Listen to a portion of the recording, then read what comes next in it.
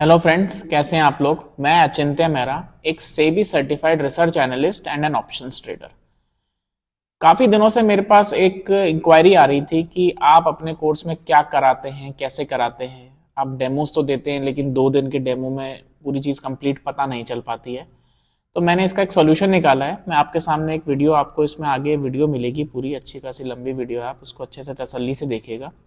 इस वीडियो में आपको जो भी मैंने पूरे 1.5 महीने के क्लासेस के दौरान जो जो भी करवाया है, जो जो टॉपिक्स मैंने उसके अंदर कवर करवाए हैं, सबके छोटे छोटे से रूप आपको देखने को मिलेंगे। तो मतलब आपको एक पूरे कंप्लीट कोर्स का डेमो वीडियो टाइप आपको ये मैं पेश करने जा रहा हूँ, ताकि कुछ लोग यहाँ आ पाते हैं, कुछ लोग मिलने नहीं आ पाते हैं, तो वो कैसे पता लगाएं कि उनको कोर्स के दौरान क्या क्या सुविधाएं मिलने वाली है, या क्या किस किस तरह की नॉलेज मिलने वाली है, या फिर यहाँ पे किस तरीके से पढ़ाया जाता है, कैसे एग्जाम्पल्स दिए जाते हैं, चार्ट स्टडी होती है नहीं होती है, लाइव ट्रेडिंग कराई जाती है या नहीं जाती है। तो मैंने क्या किया, अपने कुछ बैचेस को फुल्ली रिकॉर्ड कर लिया। तो उसके जो क्लासेस हैं, उसके छोटे छोटे कट्स हैं, मैं कैसे करा रहा हूँ, स्टूडेंट्स उस समय सामने बैठे हुए थे, उनकी कुछ इंक्वायरीज भी आ रही थी, सब चीजें आपको वहां पे देखने को मिलेगी।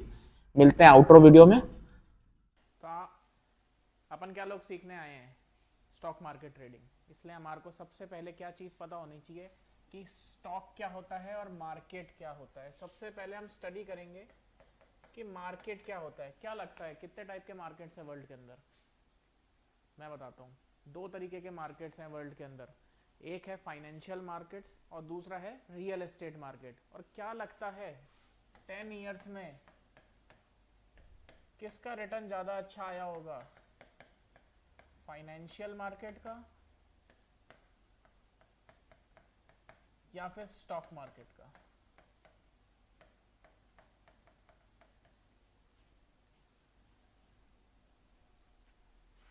ये सीखना आए हैं अपन लोग। स्टॉक मार्केट ट्रेडिंग क्या होती है, कैसे होती है, क्या समझते हैं, पहले आप लोगों से सीखेंगे। ठीक है, पहले आप लोगों से समझेंगे कि स्टॉक मार्केट ट्रेडिंग क्या होती है, फिर मैं मेरा व्यू बताऊंगा। तो अपन करने क्या आए हैं, ट्रेडिंग। ट्रेडिंग क्या होता है? Simple buy sell. एक नॉर्मल बनिया भी बाय सेल कर रहा है मार्केट के अंदर, कोई चीज़ सस्ती ला रहा है, बेच रहा है, उसको बीच का मार्जिन कमा रहा है, ये नॉर्मल बाइंग सेलिंग है। कोई भी चीज़ कहीं से हमने खरीदी और कहीं ले जाके बेच दी, दैट इज ट्रेडिंग। लेकिन यहाँ पे हम मार्केट के अंदर क्या ट्रेड करते हैं? स्टॉक्स को ट्रेड करते हैं। और स्टॉक्स क्या होते हैं? स्टॉक्स क्या होते हैं? कंपनी के शेयर्स होते हैं, जो कि कंपनी क्या है, सेल आउट करती है। किस लिए करती है? क्योंकि उसको मनी की रिक्वायरमेंट होती है। ठीक है, बंद करो सर। ठीक है, उसको मनी की रिक्वायरमेंट होती है। ठीक है, अब मनी की अगर किसी को रिक्वायरमेंट है, किसी कंपनी को अपने बिजनेस के लिए मनी की रिक्वायरमेंट है, तो वो 2 प्रोसेस से ले सकती है, लोन, और एक वो किसी से इन्वेस्टमेंट उठा सकता है। क्या फर्क समझते हैं आप लोन और इन्वेस्टमेंट के पीछे?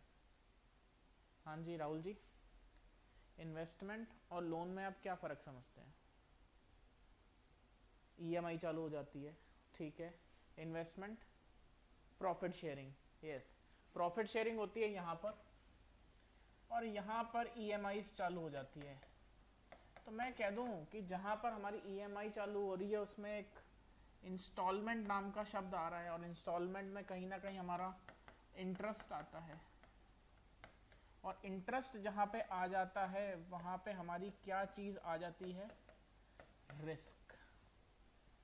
तो इसीलिए बिजनेस ओनर्स इस चीज़ से बचते हैं कि कैसे हम कहीं से लोन ना उठाएं, बस हमारे को कोई हमारे बिजनेस में आके इन्वेस्ट कर जाए। क्योंकि जैसे ही कोई कभी किसी के बिजनेस में इन्वेस्ट करता है, तो उसके ऊपर कोई भी लायबिलिटी नहीं होती है। लाइबिलिटी नहीं होती, उसको ऐसा कोई तरीका नहीं है, उसको ऐसा कुछ सोचने की जरूरत नहीं कि मुझे ये पैसा चुकाना है। लेकिन अगर मैंने किसी अमाउंट के लिए लोन ले लिया, तो वो मुझे चुकाना ही चुकाना है, चाहे मुझे अपने आप को बेचना पड़ जाए। ठीक है, अब आपने आज तक कितने लोगों को सुना है कि वो किस मार्केट में ज़्यादा कमाया है? फाइनेंशियल मार्केट में, या फिर मैं कह लूँ जिसका एक बहुत छोटा सा पार्ट है स्टॉक मार्केट, या फिर रियल एस्टेट में? आज तक की सक्सेस स्टोरीज आपको क्या लगता है कहाँ पर आई होंगी? रियल एस्टेट में आई है। क्यों आई है? वहाँ लोगों ने पेशेंस रखा। आज प्लॉट लिया, कल ही ब्रोकर को फ़ोन करके नहीं कह देते हैं कि भैया बताओ क्या रेट हो गया, मेरे को तो निकालना है। मगर स्टॉक मार्केट में हमारे पास क्या, एक बटन दे दिया, ब्राउज़र आ गया हमारे पास, तुरंत हम कल परसों आज 1 घंटे बाद तुरंत चेक करना शुरू कर देते हैं। तो गड़बड़ हो जाती है, और वहीं पे हमारे पास जैसे जैसे पेशेंस हम लूज़ करते हैं और दिक्कत आनी शुरू हो जाती है। तो अब अपन करते हैं कि अपन ने ट्रेडिंग तो जान ली कि ट्रेडिंग तो क्या है, बाय सेल है, मार्केट के बारे में भी जान लिया, लेकिन बाय सेल करना क्या है? हमें करना है स्टॉक। और किसी भी कंपनी का स्टॉक कैसे बनता है, कैसे बनता है आपको पता है? मैं बताता हूँ।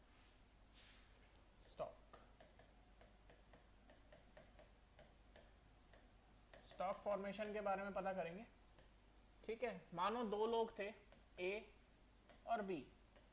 दोनों को किसी चीज को बनाने का आइडिया आया, कोई नया आइडिया आया, वो बिजनेस के लिए आइडिया लेकर आए। ठीक है, मानो ये पेन बनाने का आइडिया आया। अब स्मार्ट पेन है, कहीं ना कहीं इस पे लिख रहा है तो कुछ थोड़ा बहुत महंगा महंगा भी होगा। ठीक है, ये आइडिया आया ए और बी को। ठीक है, उन्होंने क्या किया, अपने अपने घर से 50-50 लाख रुपए कैसे भी करके, लोन से ऐसे वैसे कैसे भी, उन्होंने 50-50 लाख रुपए इकट्ठे करे और एक कंपनी बना ली। तो कंपनी की वैल्यूएशन क्या हो गई? 1 करोड़ हो गई। अब क्योंकि कंपनी की वैल्यूएशन 1 करोड़ हो चुकी है और ये लोग एक अच्छा खासा अमाउंट लेकर चल रहे हैं, तो क्या ये लोग सोचेंगे कि नहीं सोचेंगे हमारे को फ्यूचर में इसको बढ़ाने के लिए, इस धंधे को बढ़ाने के लिए और इन्वेस्टमेंट की जरूरत हो सकती है। तो उसको बहुत इजीली, आराम से करने के लिए जो एक प्रोसेस होता है उसको कहते हैं कंपनी का स्ट्रक्चरिंग प्रोसेस। उसमें कैसे होता है, मानो ये कंपनी थी, कंपनी के बहुत सारे छोटे छोटे पीसेस कर दिए जाते हैं और इन पीसेस की एक वैल्यू रख दी जाती है। जैसे मानो मैंने अभी इसकी वैल्यू रख दी 1 रुपये। इस वैल्यू को क्या कहा जाता है? कंपनी की फेस वैल्यू। और ये कभी भी चेंज नहीं होती है। अपन कहते हैं ना, किसी ज़माने में मैगी 5 रुपए की, 10 रुपए की, किसी ज़माने में एक टॉफ़ी वो 10 पैसे की आया करती थी, तो वो हमेशा ही 10 पैसे रहेगा, चाहे इन्फ्लेशन कितनी भी आ जाए, 2000 का नोट आ जाए, चाहे 10,000 का नोट आ जाए। हमेशा हम ये जरूर कहेंगे कि इनिशियल वैल्यू इसकी थी। तो फेस वैल्यू क्या चीज़ है? फेस वैल्यू एक ऐसा एक वैल्यू है शेयर की जो फर्स्ट इन्वेस्टमेंट, या फिर कह दें अपन इनिशियल इन्वेस्टमेंट के हिसाब से, जो इनिशियल वैल्यू प्रमोटर यानी कंपनी का मालिक, जो कंपनी का मालिक प्रमोटर इनिशियल इन्वेस्टमेंट के हिसाब से इनिशियल वैल्यू रखना चाहता है या रखता है, उसको हम कंपनी की फेस वैल्यू कहते हैं। ये कभी भी चेंज नहीं होती है। नॉर्मली ये 10 रुपये होती है, हम यहाँ पे 1 रुपये लेकर चल रहे हैं। और जैसे ये कंपनी का स्ट्रक्चरिंग हुई है, तो क्या कह सकता हूँ मैं, आधी ए के पास है और आधी बी के पास है। क्या दोनों ही 50-50% के मालिक हैं? या फिर मैं कह दूं 50-50 लाख शेयर्स के मालिक हैं। जो स्ट्रक्चराइजेशन है कि मार्केट बना कैसे, अपना कहाँ से आइडिया आया होगा कि इस टाइप की कोई चीज़ बना दी जाए कि जहाँ पे बिजनेस ओनर्स अपने कंपनी के शेयर्स को बेचेंगे पब्लिक को, और पब्लिक को बेच के पैसा लाएंगे और उससे अपने बिजनेस को डेवलप करेंगे। कहाँ से आया होगा ये आइडिया? चलो एक एग्जांपल लेते हैं। पहले ज़माने में क्या होता था, मुंबई में ही होते थे सारे लाला पीपल्स, जिनकी बड़ी बड़ी फैक्ट्रियाँ वगैरह होती थी। मानो वो लोग गए यूरोप, क्योंकि अपना जो मार्केट है वो यूरोपियन मॉडल पे बेस्ड है। तो हमारे यहाँ पे मार्केट्स 2 तरीके के हैं, मोटे मोटे 2 तरीके के हैं, वैसे तो और भी हैं। एक है NSE और एक है BSE। क्या फुल फॉर्म है इनकी आप अच्छे से जानते हैं? बॉम्बे स्टॉक एक्सचेंज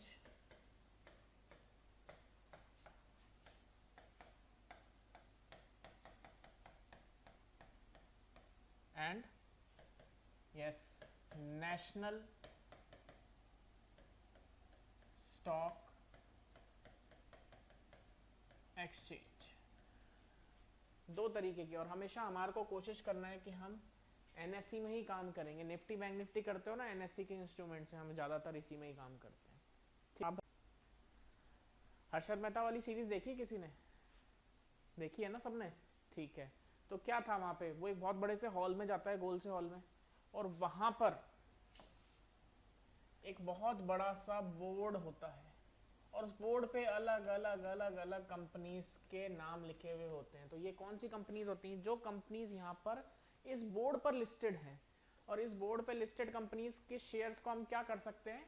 ट्रेड कर सकते हैं, पब्लिक ट्रेड कर सकती है। और अब हमें अपना नाम यहाँ पे क्या करना है?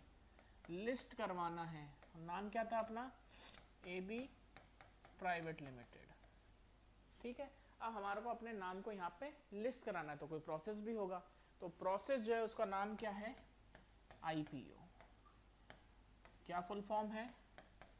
Initial public offering. IPO mainly दो तरीके के होते हैं। एक होता है मेन लाइन IPO और दूसरा होता है ऐसे में तीन कैटेगरीज होती हैं। क्या होती हैं? रिटेलर्स, जिनका 35% का कोटा फिक्स होता है। रिटेलर्स होते हैं हम जैसे लोग, छोटे लोग, अपन होता है ना 1 लाख 2 लाख 5 लाख वाले, छोटे छोटे 5,000 10,000 20,000 वाले लोग, वो। दूसरे होते हैं HNIs। अब इनके बारे में पता करेंगे अपन। इनका 15% का कोटा फिक्स होता है और 50% पीपल्स फिक्स होते हैं। कौन से? QIB, qualified institutional buyers. इनके बारे में भी अभी अपन बात करेंगे। और यहाँ पे सिर्फ दो ही कैटेगरीज होती हैं, 50-50% डिवाइडेड होती हैं। एक होते हैं QIB और दूसरे होते हैं HNI। ये कौन होते हैं? ये अपन जैसे छोटे लोग, छोटे इन्वेस्टर्स, ठीक है, जो छोटा छोटा अमाउंट लगा के मार्केट में अपना एक तरीके से हिस्सेदारी पेश करना चाहते हैं, जो भी है। ठीक है, अब मानो किसी कंपनी को पब्लिक से पैसा उठाना है, तो वैसा तो है नहीं सबसे 2, 5, 10 लाख रुपए मांग लेगी कंपनी को, तो मानो 150 करोड़ रुपए इकट्ठे करने। तो ऐसा तो है नहीं ना 2-2, 5-5, 10-10 लाख रुपए सबसे मांगती चलेगी और सब जगह से इजीली आ भी जाएंगे। हमारे को क्या है? पब्लिक से पैसा मांगना है, तो पब्लिक की रेंज में आना पड़ेगा। और पब्लिक की रेंज को यहाँ क्या डिसाइड किया गया? 12 से 15,000 रुपए। 12 से 15,000 एक ऐसी रेंज बनाई गई जिससे माना गया कि लगभग सारे इन्वेस्टर्स इसमें इन्वेस्ट कर सकते हैं, इतना अमाउंट तो डाल ही सकते हैं। दूसरी कैटेगरी होती है HNIs, या फिर अपन कह दें हाई नेटवर्थ इन्वेस्टर्स। नाम से ही समझ में आ रहा होगा, कुछ अमीर आदमी। आप भी अप्लाई कर सकते हैं, कोई बड़ी बात नहीं है। क्या कह रहे हैं? Investor sir, investor. ठीक है, तो ये थोड़े से अमीर आदमी होते हैं और कुछ नहीं होता, सेम एप्लीकेशन होती है, सेम सब कुछ होता है, बस इनका लॉट साइज थोड़ा सा बड़ा होता है और मिनिमम इन्वेस्टमेंट अमाउंट इनका होता है 1 लाख रुपए। अपन देखते हैं ना कुछ IPOs आते हैं जिसमें 1600, 1700, 4,000, 5,000, 10,000 क्वांटिटी मिलती है, लेकिन 1 लाख रुपए से कम की इन्वेस्टमेंट नहीं लगती है। तो वो यही कैटेगरी होती है। ठीक है, तीसरे तरीके के लोग होते हैं QIBs। ये क्या होते हैं? Qualified institutional buyers. ये कौन हो गए? ये कुछ ऐसे समझदार पढ़े लिखे लोग जिनके पास, लोग भी नहीं कहेंगे, अपन को कहेंगे संस्था, ऐसी समझदार पढ़े लिखे लोगों की संस्था जहां पर पब्लिक का पैसा लगा हुआ है, पब्लिक का पैसा जिनके पास रखा हुआ है मार्केट में लगाने के लिए। जैसे कौन हो गए? LIC, अलग अलग म्यूचुअल फंड हाउसेस, बैंक्स। ये क्या होते हैं? इनके पास पब्लिक का पैसा पड़ा होता है किसी ना किसी, प्रोविडेंट फंड डिपार्टमेंट।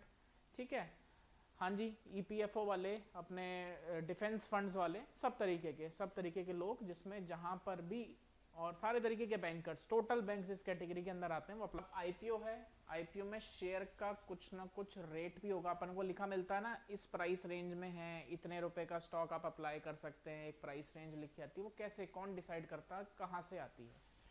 तो देखो, शेयर प्राइस जो होती है वो कहाँ से, आईपीओ की जो शेयर प्राइस होगी, वो पहले तो कंपनी ही डिमांड करेगी ना कि हमारे को इतना चाहिए, वो अपना प्रोस्पेक्टस बताएगी कि हाँ भैया आप इतने रुपए के इतने शेयर्स ले लीजिए हमारे, तो आपका फायदा हो सकता है, ठीक है। तो वो दो तरीके के मेथड से ये प्राइसेस हम डिसाइड कर सकते हैं। एक तो होता है फिक्स्ड प्राइस मेथड, जैसे मैंने मानो अपनी कंपनी का रेट 150 रुपये रख दिया, और दूसरा होता है book building, book building method. अब अपना हम कैसे एक लॉट साइज के हिसाब से, मतलब कुल मिला के लॉट साइज कितने नंबर ऑफ शेयर, जैसे यहाँ तो हमारे लिए बहुत इजी था कि हम मैक्सिमम 100 शेयर्स एक कंपनी अपने अवेलेबल करा सकती थी एक लॉट की एप्लीकेशन के लिए या एक एप्लीकेशन के लिए। यहाँ कैसे बनेगा, यहाँ देखिए मिनिमम अमाउंट कितना था, जो हम दो तरीके की चीजें लिखी आती है ना, मिनिमम इन्वेस्टमेंट और मैक्सिमम इन्वेस्टमेंट,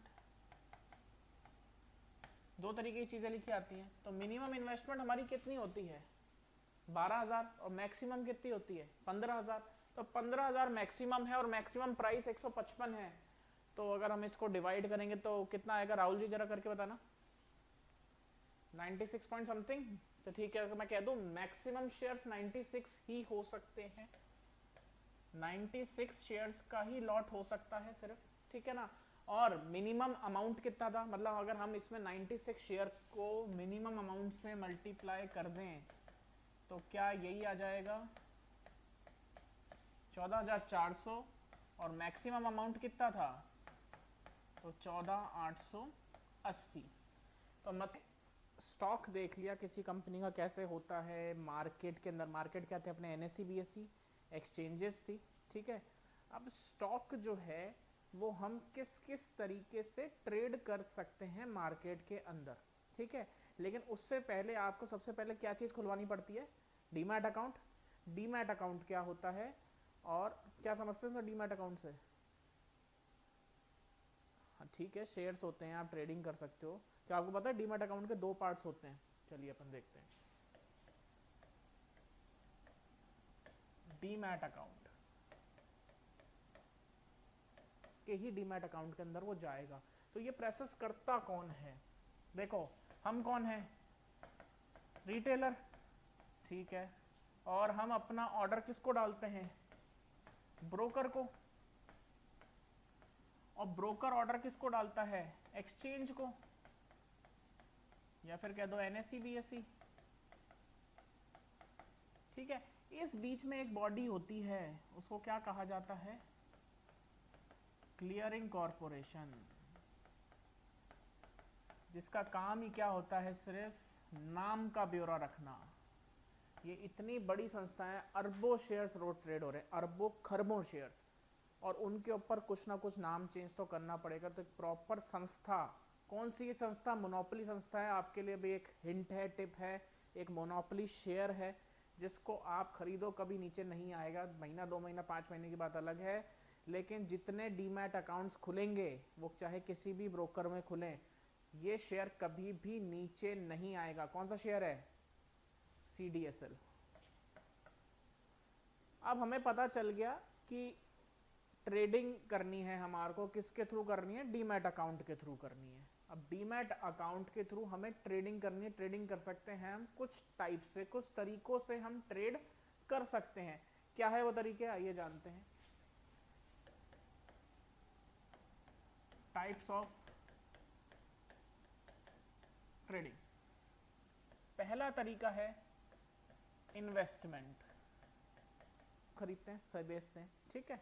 अब दूसरी तरीके की ट्रेडिंग होती है इंट्राडे ट्रेडिंग। इंट्राडे ट्रेडिंग ये क्या है, इसमें दो चीजें हैं। एक तो हो गया इंट्राडे शब्द, मतलब आज खरीदना आज बेचना, ठीक है। लेकिन ये क्या है, आप किसी भी मेथड के अंदर कर सकते हो, आप इसको ऑप्शंस में भी कर सकते हो, कुछ भी। ये सिर्फ इंग्लिश के शब्द का मतलब इंट्राडे, आज खरीदा, आज के आज ही हमने कर लिया जो करना था, ठीक है। बहुत अच्छी बात है अगर हमने आज के आज कर लिया, लेकिन हमने साथ में चीज जोड़ दी इंट्राडे ट्रेडिंग। यहाँ पे हमें क्या मिल जाती है, लेवरेज। मान लो आपका ब्रोकर आपको कहे क्या आप एक काम करो यार, ये शेयर आज खरीदो और आज ही बेच दो। तो आप बोलोगे क्यों भैया, पैसे तो हम पूरे दे रहे हैं, हम आज ही क्यों बेचें? तो आप वो ब्रोकर आपको क्या बोलेगा कि वही रिलायंस का 1500 रुपये वाला शेयर आप एक की जगह 5 ले जाओ, 5 गुना का मार्जिन दे दिया उसने आपको। बस शर्त ये रखी कि आपको सेम डे बाय सेल करना है, ठीक है, सेम डे बाय सेल करना है, ठीक है। और टाइमिंग क्या रहेगी इसकी? टाइमिंग रहेगी इसकी 9:15 से 3:15 बजे तक। तो मतलब ये टाइम क्या हुआ? Expiry time.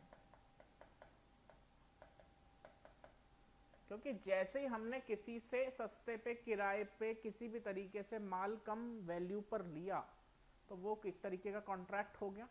अब कॉन्ट्रैक्ट होगा तो उसका कुछ ना कुछ एक्सपायरी टाइम भी होगा। तो वो एक्सपायरी टाइम क्या है? 3:15 रोज। अगर आपने इस समय तक अपनी पोजीशन को स्क्वायर ऑफ नहीं किया तो ब्रोकर आपकी जगह पोजीशन को स्क्वायर ऑफ करेगा और चार्जेस भी काटेगा, क्योंकि कोई और आपकी जगह मेहनत करेगा तो पैसे तो लेता है ना, यहाँ पे भी लगते हैं। तो ठीक है, अब एग्जांपल लेते हैं। मान लो अगर ये शेयर का रेट 1500 से 1600 चला गया होता तो आपका क्या 100 रुपये का प्रॉफिट हो जाता एक शेयर के हिसाब से, और अगर 1400 आ गया होता तो 100 रुपये का लॉस हो जाता। ठीक बात है। अब यहाँ पे आइए, क्योंकि अब हमारे पास 5 शेयर थे और अगर शेयर 1600 रुपये के रेट पर चला गया तो प्रॉफिट कितना हो जाता? 500 रुपये। और लॉस कितना हो जाता? क्या लॉस भी 500 रुपये हो जाता अगर ये 1400 हो जाता तो? तब आप देखिए, आपने दोनों तरफ पैसे तो सेम ही लगाए हैं, पैसे तो आपने 1500 रुपये ही लगाए हैं दोनों पोजीशंस के अंदर, लेकिन 5 गुना का प्रॉफिट नुकसान का मार्जिन ऊपर नीचे। क्योंकि ये तो हो सकता है ना कि कल चले जाए, आपकी एनालिसिस तो ठीक हो लेकिन थोड़े से लेट हो सकते हो, या हो सकता है पीछे से डिमांड जनरेट नहीं हुई, ऑर्डर्स एग्जीक्यूट नहीं हुए, दुनिया के 10 लफड़े हो जाते हैं। मैं कह रहा हूँ आपका ऑर्डर ही नहीं लग पाया, तब भी आपका नुकसान हो सकता है। ठीक है, तो इसलिए इंट्राडे ट्रेडिंग थोड़ी सी रिस्की हो जाती है, क्योंकि हम बहुत छोटे से टाइम स्पैन के अंदर काम करना चाहते हैं। स्विंग ट्रेडिंग, ये क्या होता है? आप कभी भी किसी शेयर को, किसी भी तरीके की पोजीशन को एक दिन या उससे ज्यादा होल्ड करते हो तो वो स्विंग ट्रेडिंग की कैटेगरी में आ जाती है। अब चौथे तरीके की चीज हो गई जिसपे आप सब लोगों का बिल्कुल फोकस यहीं रहता है हमेशा, फ्यूचर एंड ऑप्शंस। तो जिसमें भी अपन सबसे पहले क्या करेंगे? Future trading. अभी अपन इनके एग्जांपल्स भी देखेंगे सब चीजों के, ठीक है ना। फ्यूचर ट्रेडिंग, फ्यूचर ट्रेडिंग एक तरीके की इंट्राडे ट्रेडिंग टाइप चीज ही है। क्या कह रहे हैं मैम? नहीं, आप इसको पहले पूरा के देखिए। फ्यूचर ट्रेडिंग भी इंट्राडे ट्रेडिंग टाइप की ही चीज है, बस वहां पर क्या था, आप एक शेयर भी खरीद सकते थे। फ्यूचर ट्रेडिंग के अंदर आपको एक पर्टिकुलर लॉट उठाना पड़ेगा, जैसे आईपीओ में ले रहे थे हम, ठीक है। और लॉट जो होगा, अपन एक बार प्राइसेस देखते हैं। मान लो वही रिलायंस का 1500 रुपये का शेयर, और जिसका लॉट साइज इस समय हो रखा है 500 शेयर्स का। तो अगर मैं मार्केट के अंदर 1500 रुपये के 500 शेयर्स लेने जाऊंगा तो मेरे पास पैसे मुझे कितने चाहिए? 7.5 लाख। 7.5 लाख रुपए हमारी रिक्वायरमेंट होगी मुझे 500 शेयर्स पे काम करने के लिए। आप बोलोगे फालतू थोड़ा ना इतना 7.5 लाख रुपए का काम करेंगे, जरूरी है हम कम शेयर्स में काम कर लेंगे। अब आपका ब्रोकर आपके लिए एक और इंस्ट्रूमेंट लेकर आया। जैसे इंट्राडे क्या था, एक तरीके से कम पैसे वाले लोगों के लिए एक अच्छी चीज हो गई थी कि जो 2, 5, 10 हजार रुपये लगाकर चल रहे थे उनको 50,000, 60,000 इस तरीके के अमाउंट पे, लेकिन जो मतलब उस तरीके के अमाउंट पे उनको ट्रेड करने का मौका दे दिया, ठीक है। लेकिन जो लोग शुरू से ही 1 लाख रुपए लगा के चल रहे हैं, है ना ऐसे भी लोग, उनसे ज्यादा काम कैसे कराया जाए? तो ब्रोकर तरीका लेकर आया क्या? Future trading. उसने एक लॉट साइज बनाया, उस लॉट साइज का कुछ अमाउंट आया, जो भी अमाउंट था, जो इस समय अपन मान के चलते हैं 7.5 लाख रुपए, ठीक है। और इस अमाउंट को उसने क्या किया? 5 गुना की लेवरेज पे, लगभग 5 गुना के लेवरेज पे हमें ऑफर कर दिया। कितने रुपए पे? लगभग 1,20,000 रुपए के हिसाब से। और इसका एक्सपायरी टाइम क्या रखा उसने? 1 मंथ, और जो कि क्या होता है 1 month every Thursday of last month. अपन ने अब ये तो जान लिया कि इंट्राडे और फ्यूचर्स वगैरह में मार्जिन कैसे कैसे काम करते हैं। थोड़ा सा देख भी लेते हैं कैसे मार्जिन काम करते हैं। आप देख सकते हो कि मैंने जैसे यहाँ पे एक मेरी वॉच लिस्ट है, ये मेरा अकाउंट है, ठीक है ना। यहाँ पे आप देख लो मैंने रिलायंस के फ्यूचर्स के कॉन्ट्रैक्ट और रिलायंस को जोड़ के रखा हुआ है, वॉच लिस्ट में ऐड करके रखा हुआ है। तो इनके मार्जिन चेक कर लेते हैं। जैसे अपन गए रिलायंस पे, आप देख सकते हो बाय और सेल का बटन आ रहा है, मैंने बाय का बटन दबाया। आप देख सकते हो यहाँ पे ऑप्शन आ रहे हैं एनएससी बीएससी, शेयर हम किसी में बाय कर सकते हैं, एनएससी में भी और बीएससी में भी, ठीक है। इंट्राडे लॉन्ग टर्म होता है, मतलब डिलीवरी में, मतलब फुल वैल्यू देके शेयर को खरीदना, नो टाइम लिमिट। तो अभी आपके शेयर रेट चल क्या रहा है 1297 रुपए, और आपको चुकाने कितने पैसे हैं 1297 रुपए, मतलब फुल वैल्यू देख के आपको पूरा शेयर मिल रहा है। और जैसे जैसे आप इसको प्लस करते चलोगे, आप देखिए हम जैसे यहाँ पे क्वांटिटी बढ़ाते चलेंगे, यहाँ पे रेट इंक्रीज होता चलेगा, ठीक है। अब अगर हम इसको इंट्राडे में करने की कोशिश करें तो, अब जैसे हमने देखेंगे आप इंट्राडे में इसको किया, पैसे एकदम से कम लगने स्टार्ट हो गए। अगर मैं एक ही क्वांटिटी की बात करूं तो एक क्वांटिटी में लगभग आप देख लीजिए बिल्कुल एग्जैक्ट जो है 5 गुना का हमें मार्जिन मिल गया, ठीक है। एग्जैक्ट 5 गुना का मार्जिन मिल गया। कैसे मिल गया, आप 1297 को 5 से डिवाइड कर लो, बिल्कुल एग्जैक्ट वैल्यू आएगी। और अगर मैं इसमें 5 शेयर्स ऐड कर दूं तो मतलब 1297 के आसपास का ही होना चाहिए। तो आप देख लीजिए 5 शेयर्स 1297.90 के आसपास की मिल रहे हैं, मतलब हमारे को 5 गुना का एक्स्ट्रा मार्जिन मिल रहा था। लेकिन शर्त क्या थी, 1 डे, ठीक है। अब फ्यूचर के कॉन्ट्रैक्ट्स की तरफ आते हैं। फ्यूचर के कॉन्ट्रैक्ट में क्या था, एक हमारे को लॉट साइज उठाना पड़ता था, ठीक है। तो वो लॉट साइज यहाँ पे क्या रहेगा, हर शेयर का अलग अलग रहता है। यहाँ पे रिलायंस के पर्टिकुलर एग्जांपल लेंगे तो उसमें लॉट साइज है 500 शेयर्स का। अब अगर आप इसमें इंट्राडे और ओवरनाइट की पोजीशंस करोगे, इसमें मार्जिन में कोई फर्क नहीं आएगा। लेकिन आप देखो कि अगर हम 500 शेयर, मैं आपको दिखाता हूं, मानो मैंने रिलायंस बाय किया, लॉन्ग टर्म में बाय कर रहा हूं, और यहां पे क्वांटिटी डाल देता हूं मैं 500,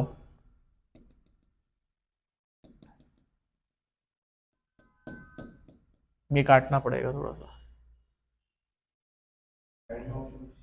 अरे वही नहीं ना मेरा तो कीबोर्ड, यहाँ रख लेता हूँ, कोई बात नहीं, उसमें क्या हुआ। अगर मैं रिलायंस में क्वांटिटी डाल देता हूं 500 की, तो आप देखेंगे हमारे को अमाउंट कितना रिक्वायर्ड है, 6,48,000 रुपए। मतलब अगर हमारे को रिलायंस के 500 शेयर्स खरीदने हैं तो हमारे को 6,48,000 रुपए की रिक्वायरमेंट रहेगी, ठीक है। अब अगर मैं इसी चीज को फ्यूचर में लेना चाहूं तो देखो क्वांटिटी तो वही आ गई 500 ही, वही ओवरनाइट, लेकिन बस फ्यूचर का कॉन्ट्रैक्ट है, रेट भी लगभग वही चल रहा है। मार्जिन रिक्वायरमेंट देखिए आप कितनी है, मात्र 1,12,000 रुपए, ठीक है। तो क्या हुआ, 5 गुना का मार्जिन मिल गया, ऐसे ही मिलता है, ठीक है। तो मतलब अब आप 500 शेयर्स पे काम कर सकते हो रिलायंस के, लेकिन ट्रेडिंग इसी के लिए आयो ना मैम। हाँ जी राहुल जी, आशुतोष जी, हर्ष, इसी के लिए आयो ना, option trading, Nifty bank Nifty, इसी में घुसना है ठीक है। अब ऑप्शन ट्रेडिंग के बारे में समझो है क्या चीज। ऑप्शन ट्रेडिंग और कुछ भी नहीं है, एक तरीके की शर्त है, शर्त, बेट, ठीक है। अब बेट कैसे लगाते हैं उसको, मान आपस में डीलिंग कर रहे हैं तो वो कुछ प्रॉफिट और कुछ लॉस हो सकता है उनका, ठीक है। तो क्या लगता है आपको कि अगर हम बायर की बात करें, बायर आपकी बात करें, तो मैंने चाहे कंडीशन लिखी है चाहे नहीं लिखी है, कितना प्रॉफिट कमा सकते थे अब लास्ट, कितना भी कमा सकते थे। क्या मैं कहूं आप अनलिमिटेड प्रॉफिट कमा सकते थे। क्यों कमा सकते थे अनलिमिटेड प्रॉफिट, जरूरी थोड़ा ना रेट 1700 ही रुक जाता, 17,000, 1,70,000 कहीं तक भी जा सकता है, ऊपर की कोई लिमिट थोड़ा है, सही बात है। ऊपर की कोई लिमिट नहीं है, आप कितना भी पैसा बना सकते थे और मुझे आपको 1500 में ही देना था, तो मार्केट में जाके तो तुरंत महंगा बिक जाता ना। ठीक है, अब लॉस कितना कर सकते थे आप? क्या ये 10,000 रुपये लॉस कर सकते थे आप? सिर्फ इसके अलावा कुछ लॉस नहीं कर सकते थे आप आओ मत मेरे पास, हो गया काम। तो आपका लॉस तो क्या था? Premium time value. आपको इसको क्या मानना है? प्रीमियम जो होता है किसी भी शेयर का, जो ऑप्शन का प्रीमियम होता है, उसको आपको मानना है एक बर्फ की सिल्ली, ठीक है, जिसने पिघलना तो तय है, जितने भी समय में पिघले, ठीक है। लेकिन सेलर जो आदमी ना, सेलर, ये आदमी कैसा है? ये उस सिल्ली के नीचे अपना कटोरा लगा के चले गया कि बूंद बूंद करके वो पानी गिरेगा और उसी के पास आएगा, ठीक है। क्योंकि आप देखो यहां पे क्या 3 तरीके की कंडीशंस थी क्या? 3। और बायर कितनी बार जीत रहा था? 1 बार। और सेलर कितनी बार जीत रहा था? 2 बार। तो ये कौन था? बायर। और ये कौन था? सेलर। तो इसकी विनिंग परसेंटेज कितनी हुई? 33%। और इसकी? तो कौन आदमी ज्यादा बढ़िया हुआ? सेलर। मतलब सेलर पैसा कम बनाता है उसके, लेकिन कमाने के चांसेस ज्यादा होते हैं। और बायर जो है उसके विनिंग चांसेस तो देखो कम होते हैं, वो 3 में से 2 बार लॉस करेगा ही करेगा, लेकिन प्रोबेबिलिटी ऑफ प्रॉफिट अनलिमिटेड देख पहुंच जाती है। लेकिन कभी अनलिमिटेड देखा है किसी का प्रॉफिट? वो नकली नंबर्स पे मत जाओ, यूट्यूब वालों पे, वो नकली एप्लीकेशंस हैं।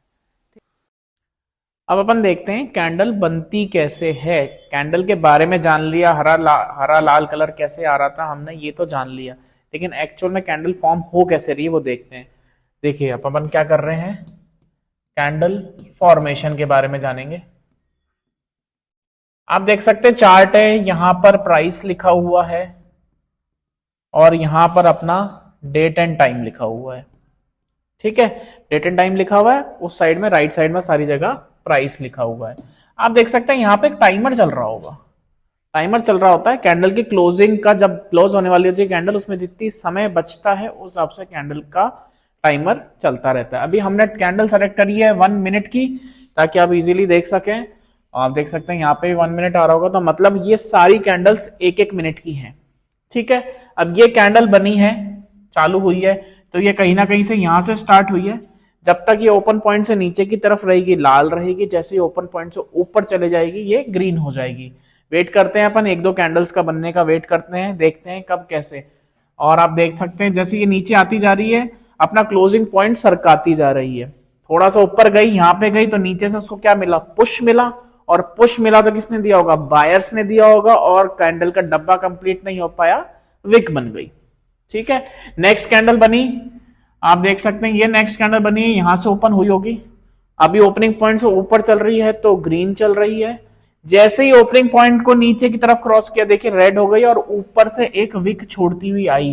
विक क्यों छोड़ती हुई आई? जो इस 1 मिनट के दौरान जो भी हाईएस्ट पॉइंट टच किया वहां तक का एक डंडी छोड़ती हुई, ठीक है।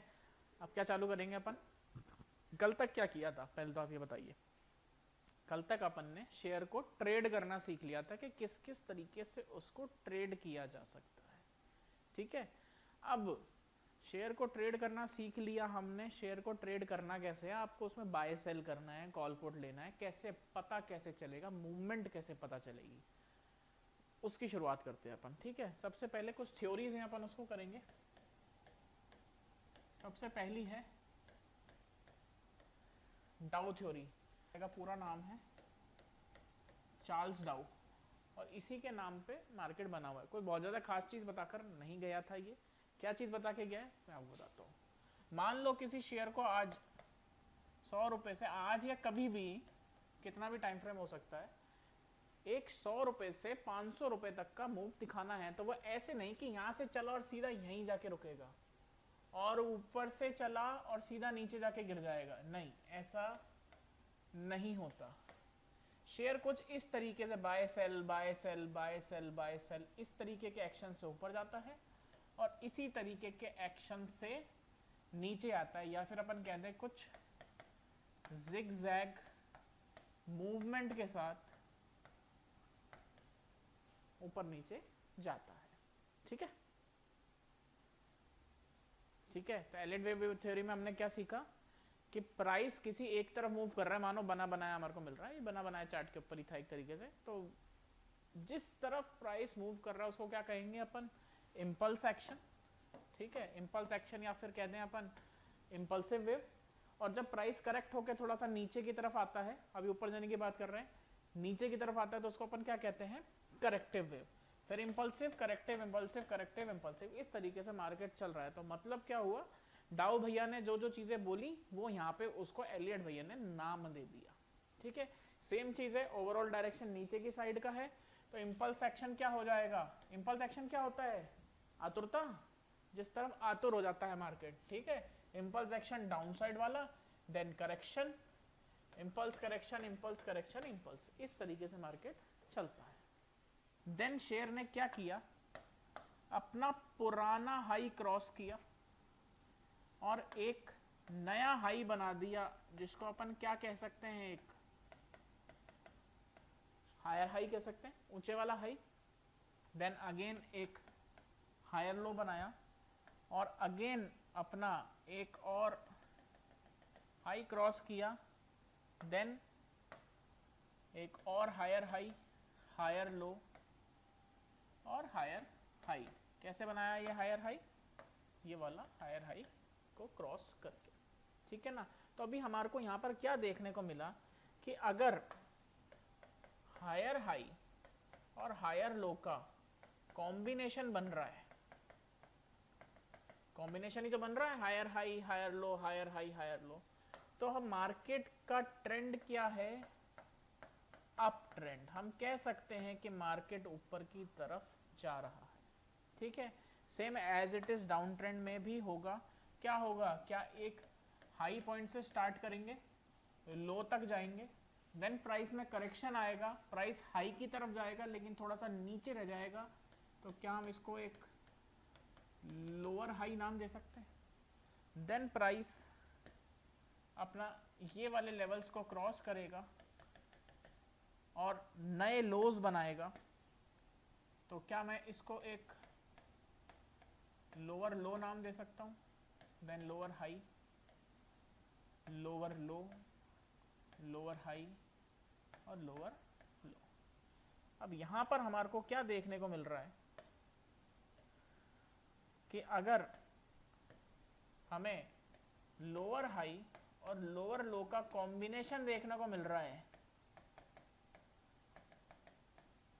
तो क्या कह सकते हैं हम, एक डाउन ट्रेंड आ रहा है।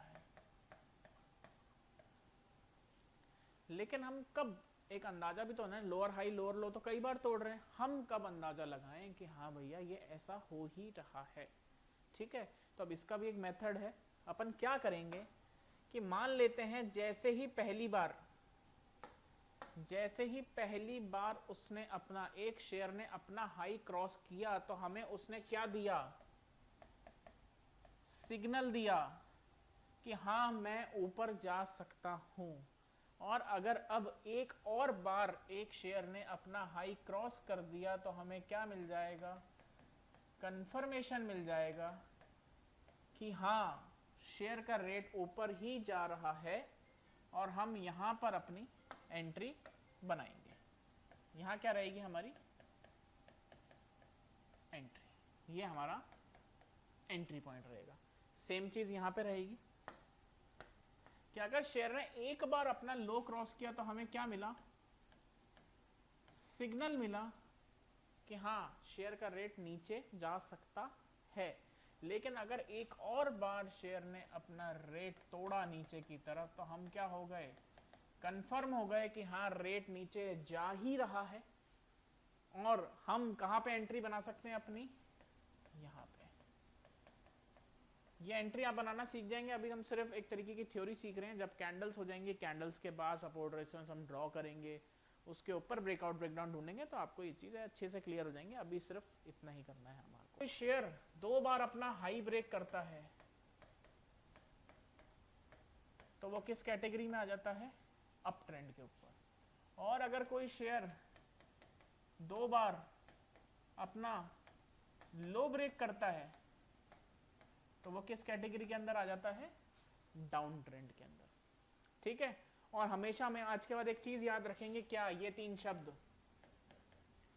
सिग्नल, कंफर्मेशन और एंट्री। ये तीन शब्द के बिना हम कभी भी किसी ट्रेड में, 3 पॉइंट कंफर्मेशन के बिना हम किसी भी ट्रेड में कभी भी एंट्री नहीं करेंगे। सपोर्ट और रेजिस्टेंस क्या, एग्जाम्पल देखें हम, ब्रेकआउट आया कैसे, ब्रेकआउट के नियम तो सीख लिए हमने, लेकिन ब्रेकआउट का एग्जाम्पल भी तो पता होना चाहिए, क्यों सुधा जी, है ना। तो देखिए एचडीएफसी बैंक है अपना, एचडीएफसी बैंक है, ठीक है। क्या तारीख है, 19 नवंबर की डेट है। क्या हुआ, इसने पुराने दिन का एक हाई क्रॉस किया, हमारे को कंफर्मेशन की लाइन दी, एंड देन एक बहुत अच्छी एंट्री दी और हमारे को लगभग 1-1.5% का टारगेट मिल गया। एक तरीके की, ठीक है, आपको समझ में आ गया कैसे अपसाइड की एंट्री बनी है ना। हर्ष भैया कुछ ढूंढ के रखा क्या ब्रेकडाउन की भी एंट्री? 12 तारीख इसी में ही, 12 तारीख, हाँ ये रहा। आप देख सकते हैं, देखो अच्छी खासी एंट्री रहेगी। कैसे, ये किसी दिन का लो था, ये देखिए ये किसी दिन का लो था और एक पॉइंट और क्रॉस कर रहा है, ये किसी दिन का क्लोज है, दो एक ही कैंडल ने क्रॉस कर दिए। हमारा एंट्री पॉइंट कहां पर बनेगा, यहाँ पे हमारी एंट्री बनेगी और ठीक ठाक टारगेट है अपना। तो अच्छा ब्रेकडाउन है ना। हॉरिजॉन्टल लेवल्स होते हैं, क्या होता है, सपोर्ट और रेजिस्टेंस क्या चीज होती है। मान लीजिए अपन कहाँ खड़े हैं, जमीन पे खड़े, जमीन पे खड़े, फर्स्ट फ्लोर पर हैं अभी अपन इस समय फिलहाल, ठीक है ना। सब चीजों को मिलाकर देखेंगे, आपको हर चीज बिल्कुल ढंग से समझ में आ जाएगी। हमारा वजन किस साइड जा रहा है, नीचे की तरफ। नीचे की तरफ ले जाने वाले लोग कौन से होते हैं, सेलर्स, सेलर्स होते हैं ना। तो सेलर ने क्या किया, वजन हमारा नीचे की तरफ जा रहा है, तो हम जमीन को क्या कर रहे हैं, नीचे की तरफ पुश कर रहे हैं। लेकिन जमीन ने हमारे को, जो लेंटर है, इसने हमारे को रोक रखा है। हमारे लिए लेंटर है, नीचे वालों के लिए तो, हमारे लिए फ्लोर है, नीचे वालों को तो लेंटर है, ठीक है ना। हमारे फोर्स नीचे की तरफ जा रहा है, जमीन ने हमें होल्ड कर रखा है। तो कहीं ना कहीं नीचे बायर्स बैठे हुए होंगे, जिन्होंने हमें नीचे नहीं जाने दे रहे, हमें ऊपर पुश कर रहे हैं कहीं ना कहीं, ठीक बात है। लेकिन यही अगर मैं नीचे चले जाऊं और मुझे इसी छत को दोबारा टच करना है, दोबारा अप्रोच करना है, तो क्या मुझे ऊपर की तरफ सीढ़ी लगा के या उड़ा के कूद के किसी तरीके से छत को टच करना पड़ेगा, ठीक है। तो क्या होगा, उस समय मैं एज अ बायर वहां तक पहुंचूंगा और मुझे ऊपर नहीं जाने दिया जाएगा, क्यों, क्योंकि छत दिया जा रहा है। अब अगर प्राइस को अपन एक बॉल मान लें, बॉल में बॉल को यूं छोड़ दो तो वो टिप्पा खाएगी, वापस आ जाएगी, क्यों, नीचे से फोर्स ज्यादा होगा, वापस भेज देंगे। और ऊपर भेजने वाले लोग हमेशा कौन होंगे, क्या मैं कह दूं, बायर्स होंगे। और ऊपर से नीचे फेंकने वाले लोग हमेशा कौन होंगे, सेलर्स होंगे। इस चीज को अभी अभी अपन ने क्या किया, ट्रेंड में देखा क्या हुआ।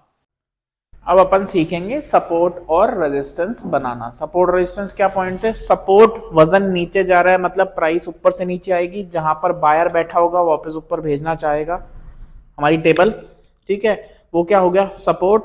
और नीचे से प्राइस ऊपर की तरफ जाएगा, मतलब मैं ये पेन ऊपर की तरफ फेंकूं और पेन वहां से टकरा के वापस नीचे आ जाए, मतलब इसको क्या हुआ, सेलर्स ने नीचे फेंक दिया। और जैसे ही सेलर्स ने नीचे फेंका है तो इसका मतलब क्या हो जाएगा, डाउन साइड का, ठीक है। तो अपन सपोर्ट रेजिस्टेंस की शुरुआत करते हैं। देखिए 1 डे की मैंने कैंडल ले रखी है, 1 डे की कैंडल। हमारे को एक दिन में कितने पॉइंट्स होते हैं, ओपन, हाई, लो, क्लोज, उन सबको मार्क करना है। तो हमने ये मार्क कर लिया, हाई मार्क कर लिया, क्लोज और ये लो। अब ये तो हो गया इस वाले दिन का। इससे प्रीवियस सपोर्ट रेजिस्टेंस अपन कहां कहां ड्रॉ करेंगे, क्या यहां पे आएगा हमारा नेक्स्ट सपोर्ट, उसके बाद क्या यहां पर आएगा। क्रॉसिंग कैंडल कैसी होनी चाहिए, नेगेटिव होनी चाहिए, नेगेटिव इन नेचर, ठीक है। तो ये होगा हमारा कोई रेजिस्टेंस लेवल जो कि प्रीवियस डे कैंडल पे बना होगा।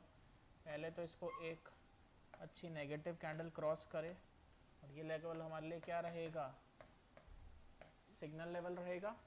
एंड देन ये वाला लेवल क्या रहेगा हमारे लिए, कंफर्मेशन लेवल रहेगा। ठीक है, अब अगर एक और कैंडल इसको क्रॉस कर दे तो हम अपनी एंट्री यहाँ पर बनाएंगे। ठीक है, डन है। ठीक है, ये क्या रहेगी, प्रीवियस डे कैंडल, कैसी भी हो सकती है। ठीक है, आप समझ गए। ब्रेकआउट मतलब कोई भी रेजिस्टेंस लेवल को तोड़ के ऊपर की ओर जाना, ठीक है ना। और ब्रेकडाउन मतलब कोई भी रेजिस्टेंस या सपोर्ट लेवल तोड़ के नीचे की ओर आना। रिवर्सल का एग्जांपल ढूंढे अब। ठीक है, तो हर्ष भैया ने बताया जैसे अभी टाटा मोटर्स में था, आप देख सकते हो यहाँ पर क्या हुआ है, वन साइड मूवमेंट आई है, अप्रोचिंग कैंडल, ठीक है, फिर एक नो डिसीजन कैंडल, देन हमारे को एक सिग्नल लाइन मिली, ये हमारी कंफर्मेशन लाइन थी, यहां से एंट्री मिली और ठीक ठाक टारगेट भी हमें मिल गया। ठीक है, और ढूंढ के बताएंगे सब लोग, एक एक दो दो एग्जांपल ढूंढ के बताओ, मैं चेक करता हूं। अब अपन करते हैं कि जैसे फंडामेंटल एनालिसिस कैसे की जाती है किसी भी स्टॉक की। ठीक है, मानो कोई शेयर आपके पास पड़ा हुआ है या किसी ने आपको बताया कि हाँ भैया ये शेयर में आप इन्वेस्ट कर सकते हो, इतने समय के लिए कर सकते हो। तो देखो, अगर आपको शेयर में इन्वेस्ट करना है तो इसका मतलब क्या है, आप कंपनी में इन्वेस्ट कर रहे हो और कंपनी के फ्यूचर में इन्वेस्ट कर रहे हो। और कंपनी का फ्यूचर कब सिक्योर होगा, जब वो पास्ट से अच्छा परफॉर्म करती हुई आ रही होगी। ठीक बात है, तो उसके पास्ट का डेटा हम कैसे पता लगाएं कि अच्छा था या नहीं था।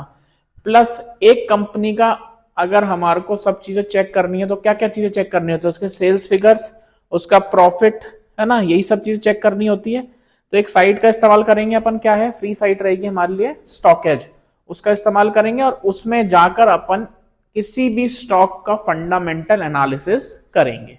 ठीक है, स्टॉक रहेगी हमारी, साइट रहेगी स्टॉकेज, सर्च कर लेते हैं अपन।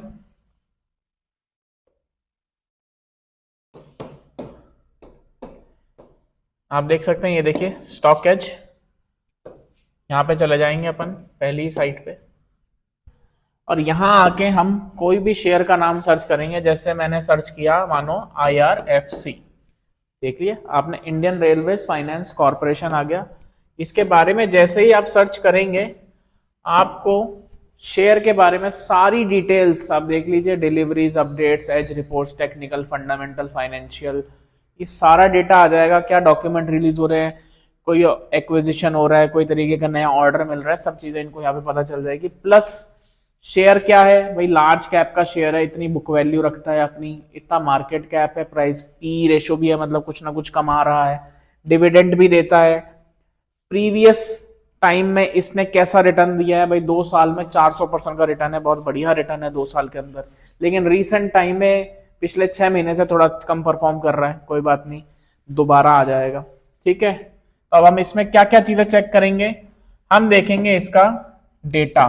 जैसे सबसे अच्छा देखने का होता है P&L, P&L आप चेक कीजिए, आपको देखने को मिल जाएगा कि क्या चीज चेक करने वाली होती है और क्या नहीं होती है। सबसे ज्यादा हमारे को क्या चीज देखनी चाहिए, किसी भी कंपनी की सेल्स कैसी चल रही है, प्लस वो प्रॉफिट कैसा कमा रहा है। ठीक है ना, तो हमारे को प्रॉफिट देखना होगा तो प्रॉफिट अपन यहां से भी देख सकते हैं, प्रॉफिट आफ्टर टैक्स, PAT। क्या रहेगा, क्या एक नेगेटिव मूवमेंट चल रही होगी,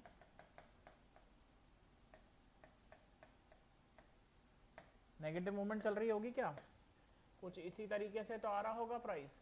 ठीक है ना, और यहाँ पर क्या था, कुछ इस तरीके से अप्रोच कर रहा था।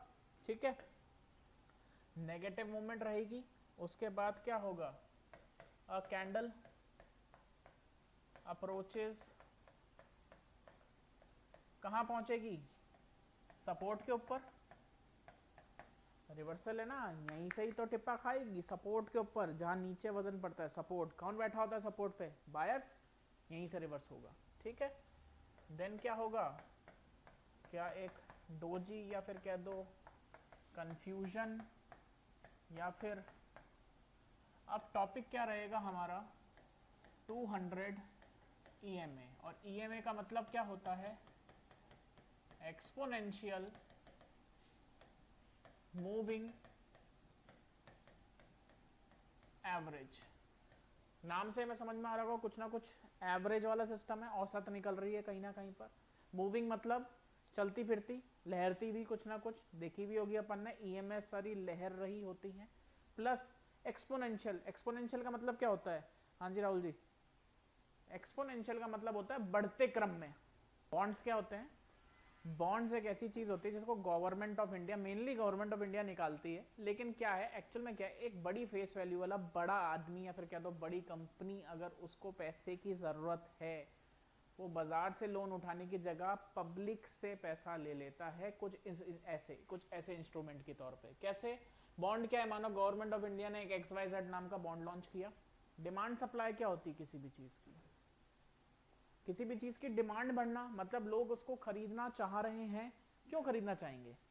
अच्छी लग रही होगी, यूजफुल होगी किसी तरीके से। और मार्केट में कोई भी चीज यूजफुल कैसे है? प्रॉफिट दे रही होगी, सही बात है। और किसी भी चीज की अगर सप्लाई बढ़ जाए, सप्लाई से मतलब है स्टॉक, माल जो गोडाउन में रखा हुआ माल होता है, वो स्टॉक अगर बढ़ जाए, क्वांटिटी बढ़ जाए, उसकी बहुत ज्यादा हो जाए, बिके ही नहीं, तो रेट क्या हो जाएगा? डाउन हो जाएगा। मानो मेरे पास इस तरीके के 50 पेन्स पड़े, डिमांड बढ़ती है तो उसका प्राइस क्या होता है? इंक्रीज होता है, ठीक है। और अगर सप्लाई बढ़ जाती है, सप्लाई सरप्लस हो जाती है, यहां पे अपन एक शब्द यूज करेंगे सरप्लस। अगर डिमांड सरप्लस हो जाए तो वो क्या होगा? प्राइस इंक्रीज कर देगा। और अगर सप्लाई सरप्लस हो जाए तो वो प्राइस को क्या कर देगा? डिक्रीज कर देगा, ठीक है। अब टॉपिक क्या रहेगा हमारा? Stock selection in live market. आपको कैसे पता चलेगा कि आपको आज कौन से स्टॉक में काम करना है, ठीक है। ज्यादा दिमाग नहीं लगाना है। जो स्टॉक ऑटोमेटिक मूवमेंट दे रहा होगा, ऑलरेडी मूवमेंट दे रहा होगा, हम उसकी तरफ ज़्यादा रुझान दिखाएंगे अपना। और सबसे ज़्यादा स्टॉक जो मूवमेंट दिखाता है उसको पता लगाने का तरीका क्या है? क्या है यहाँ पर? क्या मार्केट चल रहा है बिल्कुल इस पोजीशन पे, ठीक है। आप देख सकते हो 24,150 और 24,150 के आसपास ही मार्केट चल रहा है। और आपको चेन भी 4 पार्ट्स में डिवाइडेड लग रही होगी, ठीक है। तो हमारा जो भी सच हो चुकी बातें हैं वो तो क्या कहलाएंगी? ITM, या फिर क्या दो इन द मनी। और जो झूठ बातें हैं वो क्या कहलाएंगी? OTM, या फिर आउट ऑफ द मनी, ठीक है। ये भी OTM रहेगा और ये भी ITM रहेगा, ठीक है। याद आ गया जो अपन ने पहले किया था एग्जैक्ट? वो अपनी नॉर्मल NSE की चेन थी, ये अपनी सेंसिबल की चेन है। और सेंसिबल पे आप देख सकते हो, क्योंकि डेटा सारा किसका लिखा हुआ होता है? सेलर्स का। OI डेटा किसका होता है? सेलर्स का। तो आप हमेशा ये देख लीजिए, सेंसिबल ने पुट का कलर, OI का क्या मतलब था अपना? Open interest. ओपन इंटरेस्ट क्या होता है? आप समझ लीजिए बायर या सेलर या फिर किस तरीके की पब्लिक बैठी हुई है, कहां बैठी हुई है, पर्टिकुलर स्ट्राइक प्राइस पर कौन सी पब्लिक बैठी हुई है कि उसको ऊपर या नीचे नहीं जाने दिया जाएगा, ठीक है। तो अब अपन ऑप्शन चेन की OI डेटा मतलब कौन कब कहां बैठे हुए हैं उसकी एनालिसिस करते हैं। तो अभी हमने क्या देखा? यहाँ पे आपको OI का डेटा दिख रहा है, प्लस आपको ये दिख रहा है कि कितनी देर में चेंज हो रहा है, क्योंकि देखो OI है, लोग आएंगे अपना पैसा डालेंगे निकालेंगे, हर थोड़ी देर में OI चेंज होती है। तो हम भी सेलेक्ट कर करके चेंज कर सकते हैं कि लास्ट 5 मिनट में क्या हो रहा था, 15 मिनट में क्या हो रहा है, या 1 घंटे में क्या हो रहा है। हम बेसिकली लेके चलेंगे हमेशा आधे घंटे का, आधे घंटे का लेके चलेंगे। हरे कलर जो है वो क्या रहेंगे? हमेशा पुट्स। और लाल कलर क्या रहेंगे? लाल कलर क्या रहेंगे? कॉल, ठीक है। अब अगर बार ऊपर की तरफ बढ़ रही है तो मतलब कॉल के सेलर्स आ रहे हैं मार्केट के अंदर, और अगर हरा कलर ऊपर की तरफ जाएगा तो मतलब पुट के सेलर्स मार्केट में आ रहे हैं।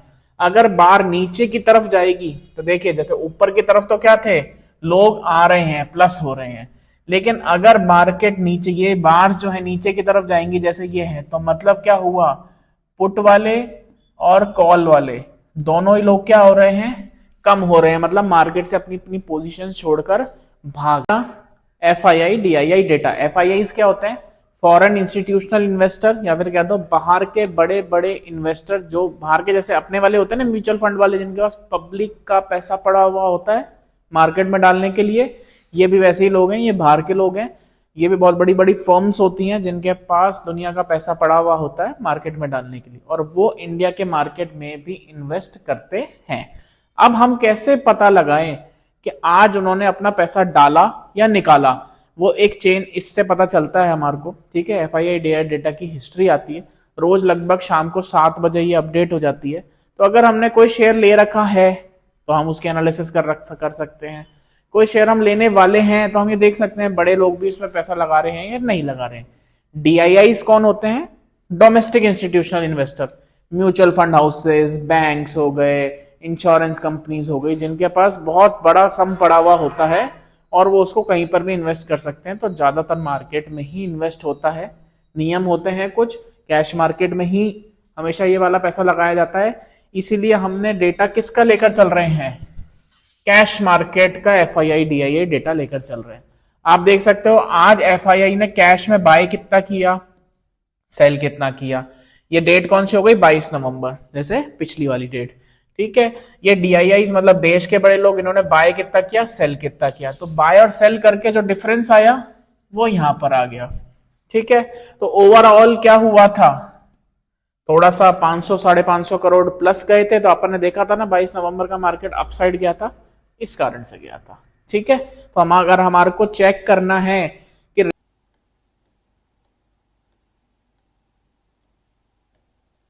चार्ट पैटर्न्स, ठीक है, कुछ तरीके के होते हैं। पहला होता है डबल टॉप, या फिर कह दो जिसको M पैटर्न, और इसी का भाईबंद होता है डबल बॉटम, या फिर जिसको कह दो W, ठीक है। हेड एंड शोल्डर,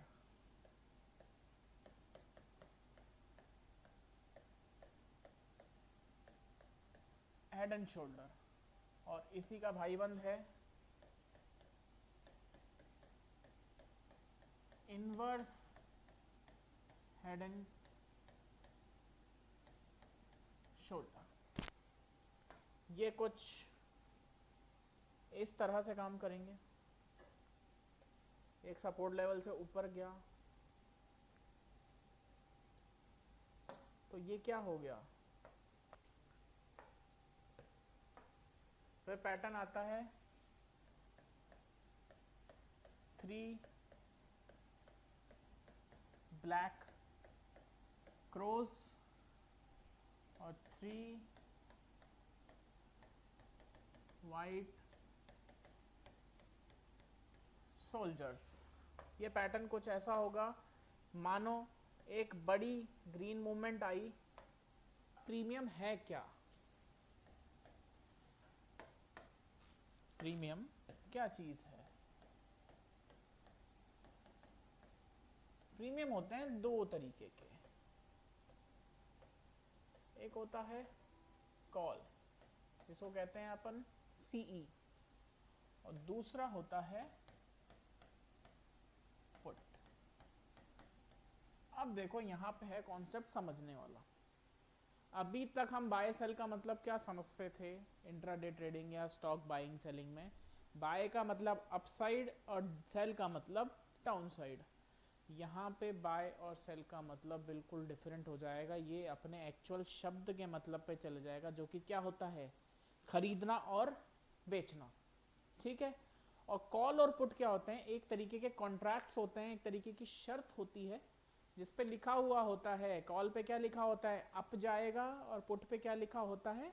डाउन जाएगा, ठीक है।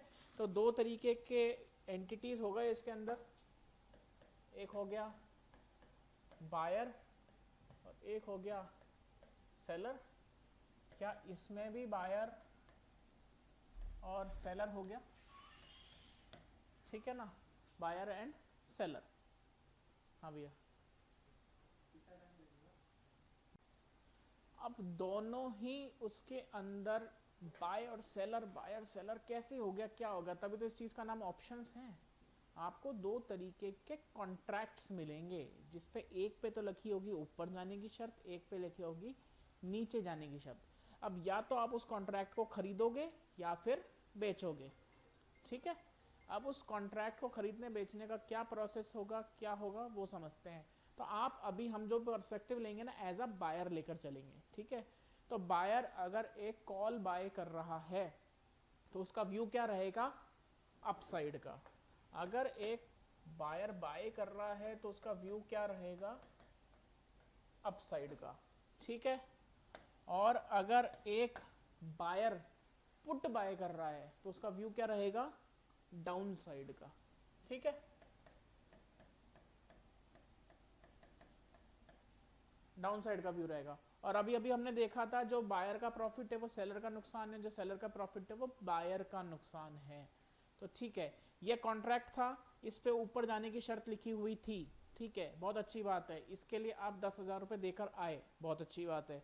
लेकिन ये 10,000 रुपये मैं एज अ सेलर कब कमाऊंगा, जब आपका नुकसान हो जाएगा, सही बात है।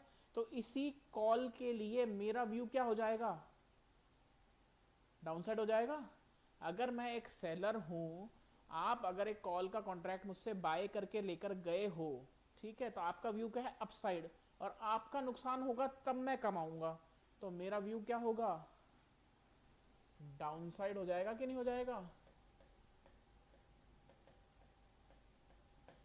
ठीक है। अब अगर आप एक पुट बाय करके गए हो और मुझसे ही बाय करके गए हो, ठीक है, तो पुट बाय करके गए हो तो आपका व्यू क्या है, डाउन साइड, और मेरा आपसे अपोजिट व्यू क्या होगा, अपसाइड होगा।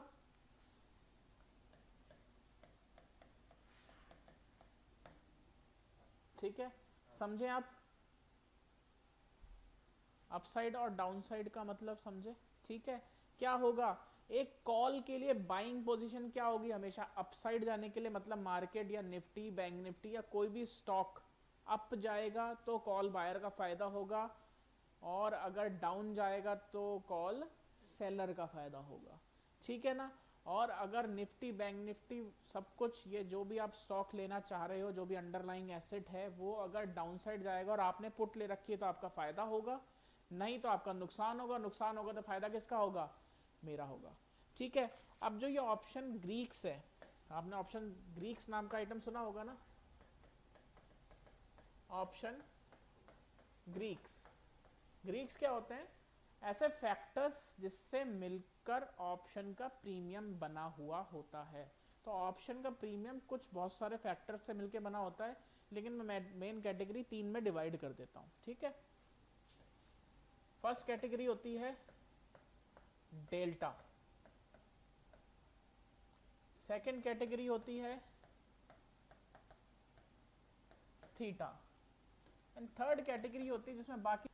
अब अपन करेंगे क्या, ऑप्शन चेन की एनालिसिस, या फिर अपन एक और टॉपिक उसका नाम दे देते हैं एटीएम, ओटीएम, आईटीएम। एटीएम क्या होता है, एट द मनी, आईटीएम होता है इन द मनी, ओटीएम होता है आउट ऑफ द मनी। आप जो नुकसान खाते हो ना, ओटीएम से खाते हो, और OTM out of the money, नाम से दिख रहा है कि कुछ ना कुछ बाहर का काम है, तो हम क्यों पंगा लेते हैं उसके अंदर, मुझे समझ में नहीं आता है, ठीक है।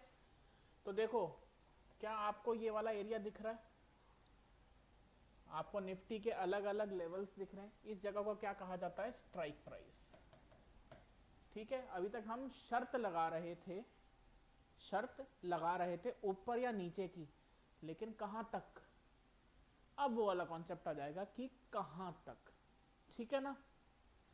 तो जहां पर मार्केट चल रहा होता है,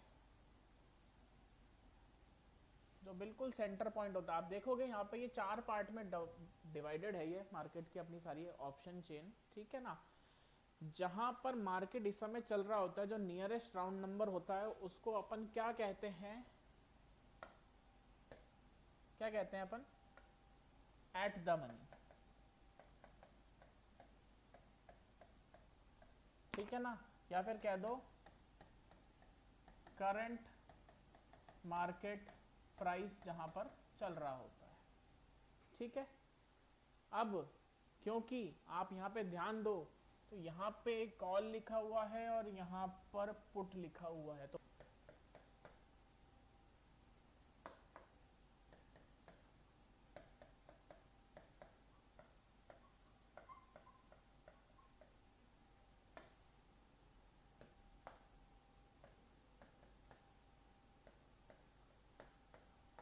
आउट ऑफ द मनी, ये सारा एरिया क्या कहलाएगा, आउट ऑफ द मनी। ठीक है, और आप यहाँ पे एलटीपी पे थोड़ा सा ध्यान दो, जितना हम डीप इन द मनी जाते जाएंगे ये महंगी होती जाएगी, और जितना हम deep out of the money जाते जाएंगे ये सस्ती होती जाएगी। और हम फंसते किस फेयर में हैं, सस्ते के फेयर में। सस्ता नहीं लेना चाहिए, कहते हैं ना महंगी लो एक बार, सस्ती लो बार बार, तो आप बार बार के फेयर में फंसे हुए हो। ठीक है, सेम चीज यहाँ पे है। अब अपन ने लॉन्ग बिल्डअप शॉर्ट बिल्डअप की बात तो कर ली, लेकिन हमें पता कैसे चलेगा कि लॉन्ग बिल्डअप हो रहा है या शॉर्ट बिल्डअप हो रहा है। तो एक साइट है ऑप्स्ट्रा, OPSTRA, इसमें फ्री मिलता है ये डेटा पता करने का। ठीक है, करंट डे का डेटा भी मिलेगा प्लस प्रीवियस 5 डेज का डेटा भी मिलेगा। तो क्या करेंगे अपन, ऑप्स्ट्रा पे जाएंगे, अपना फ्री अकाउंट खोल लेंगे, ईमेल से तुरंत खुल जाता है। यहां पर जाएंगे फ्यूचर्स में, देन फ्यूचर बिल्डअप में जाएंगे। ठीक है, अब आपको क्या होगा, देखो 2 आउटलुक देखने को मिले, एक तो हुआ शॉर्ट टर्म आउटलुक और एक हुआ मीडियम टर्म आउटलुक। तो मीडियम टर्म क्या होगा, 5 दिन का, 5 दिन में जो एवरेज बाइंग सेलिंग ऊपर जाना नीचे जाना हुआ है, बिल्डअप्स कौन कौन से हुए हैं, या कवरिंग या लॉन्ग अनवाइंडिंग वगैरह हुई है, उसके बारे में पता चलेगा। और एक ये क्या रहेगा शॉर्ट टर्म, मतलब ये क्या रहेगा अपना करंट डेटा। अपन इन दोनों के कॉम्बिनेशंस को मिलाकर ये बता सकते हैं कि हाँ ये शेयर ऊपर जा सकता है, नीचे जा सकता है, या फिर रिवर्सल कर सकता है। आप देख सकते हो कि यहाँ पे कौन सा शेयर है, ये एबीबी। एबीबी में क्या होगा, 5 दिन से भी बिल्डअप बन रहा है और आज के दिन भी बिल्डअप बन रहा है। तो आप देख लीजिए आज के शेयर में क्या 4.5% समझ।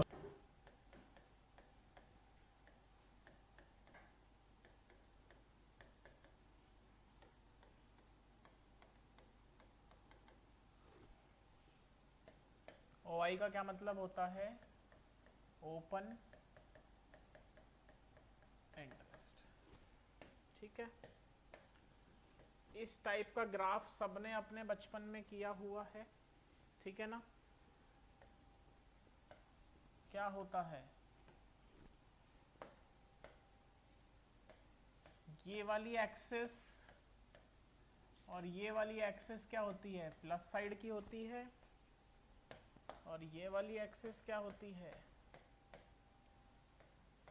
डाउन साइड की होती है। ठीक बात है, ठीक है।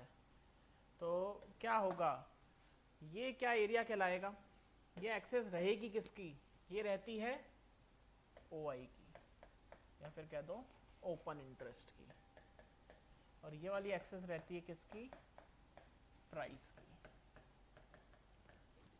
क्या मैं कह सकता हूं ये वाला एरिया, ये वाला जोन स्ट्रॉन्ग बुलिश जोन है, ये वाला एरिया, और ये वाला स्ट्रॉन्ग बेयरिश जोन है। ठीक बात है, क्या ये वाला एक एरिया एक माइल्ड बुलिश और माइल्ड बेयरिश। अब अपन करेंगे हेजिंग। हेजिंग में क्या होगा, मोटा मोटा फ्यूचर्स कॉन्ट्रैक्ट और ऑप्शन सेलिंग में ही होता है। ठीक है, फर्स्ट एग्जांपल लेंगे अपन फ्यूचर का। फ्यूचर की हेजिंग क्या हो गई, मतलब जो रिक्वायर्ड मार्जिन था हम उसको कैसे कम करें और ज्यादा से ज्यादा लॉट्स में कैसे काम किया जा सकता है कम पैसे में। फ्यूचर ऑलरेडी एक लेवरेज्ड चीज है, आपको लगभग 5 गुना के मार्जिन पे मिलती है। हम उस मार्जिन को और कैसे कम कर सकते हैं, आइए देखते हैं। देखो मानो मैंने क्या किया, रिलायंस का, ये देखो मैंने बिल्ड करी स्ट्रेटेजी, रिलायंस का मैंने फ्यूचर बाय कर लिया। बाय कर लिया मतलब मेरा डायरेक्शन क्या है, अपसाइड का है। मैं अपसाइड का व्यू लेकर चल रहा हूं कि मानता हूं मैं रिलायंस ऊपर की तरफ जाएगा। ठीक है, बहुत अच्छी बात है। मेरा फंड रिक्वायरमेंट कितना आ रहा है, 1,13,000 रुपए। ठीक है, 1,13,000 रुपए मेरा फंड रिक्वायरमेंट आ रहा है। ठीक है, अब इस मार्जिन को अगर मुझे कम करना है, और आप यहां पे ये भी देख सकते हैं प्रॉफिट भी अनलिमिटेड है, मैक्स लॉस भी अपना अनलिमिटेड है, क्या होता है, ऐसा ही तो होता है कि फ्यूचर में जितना शेयर ऊपर जाता जाएगा प्रॉफिट, जितना नीचे जाता जाएगा लॉस, और टाइम का कोई फैक्टर नहीं होता इसमें। ठीक है, तो अब इस मार्जिन पे आप यहां पे ध्यान रखिएगा कि अगर मैं एक छोटी उल्टी पोजीशन लेता हूं तो आप एकदम से देखिए क्या हुआ, हमारा रिक्वायर्ड मार्जिन एकदम से लिमिट में आ गया, प्लस हमारा लॉस भी लिमिट में आ गया। तो मतलब इस पर्टिकुलर पोजीशन में जो भी टाइम बचा है, कितना टाइम बचा है, 28 नवंबर तक का जो भी टाइम बचा हुआ है, उसमें हमारा 1500 से ऊपर का लॉस नहीं हो सकता, जो भी XYZ कंडीशन आ जाए। तो मतलब जैसे ही आप किसी चीज को हेज करते हो, आप अपना लॉस प्रॉफिट ये सब चीजें डिफाइन कर देते हो, प्लस अपने मार्जिन को कम कर देते हो। तो कितने पैसे लग रहे हैं आपके, लगभग 60,000, तब लग रहे थे 1,13,000। तो अगर हम 1,20,000 रुपए पकड़ के चलें तो अब आप 2 लॉट में काम कर सकते हो, अभी तक एक ही में कर पा रहे थे।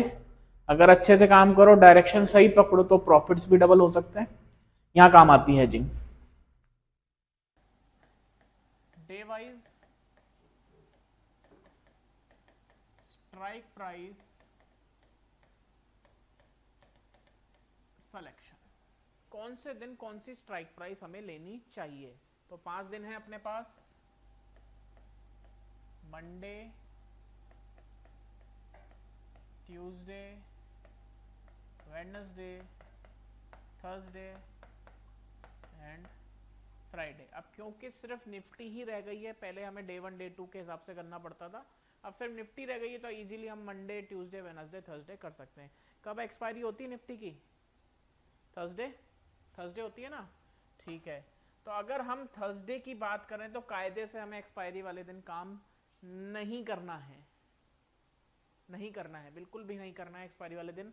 लेकिन फिर भी अगर आपको बहुत ही ज्यादा इच्छा हो जाती है कि नहीं मैं तो करके ही मानूंगा, तो आपको करना चाहिए थर्ड आईटीएम के अंदर।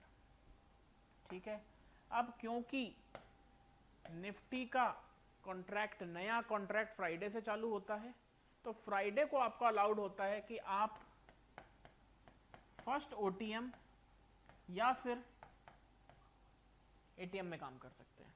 ठीक है, मंडे सेकंड डे हो जाए। स्ट्रैटेजीज, स्ट्रैटेजीज और कुछ नहीं है, आप सब कुछ कर चुके हैं, लेकिन ये एक्सक्लूसिव पार्ट है बिल्कुल। स्ट्रैटेजीज जो है हमारी बिल्कुल एक्सक्लूसिव पार्ट है, जिस भी सेटअप पर हम लोग काम करते हैं आप भी कर सकते हैं, अनटिल अनलेस आप अपना सेटअप जब तक रेडी करते हैं। ठीक है, हमारे बनाए हुए सेटअप्स पे आप अच्छे से काम कर सकते हैं। ठीक है, तो पहली स्ट्रैटेजी है हमारी 15 minute morning strategy,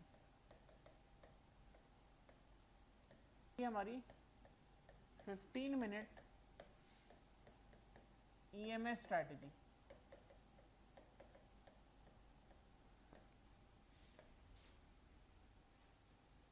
third strategy रहेगी हमारी ईएमए, ईएमए स्विंग स्ट्रैटेजी। इस स्ट्रैटेजी में क्या होगा कि हमारी simultaneous breakout strategy, simultaneous breakout strategy.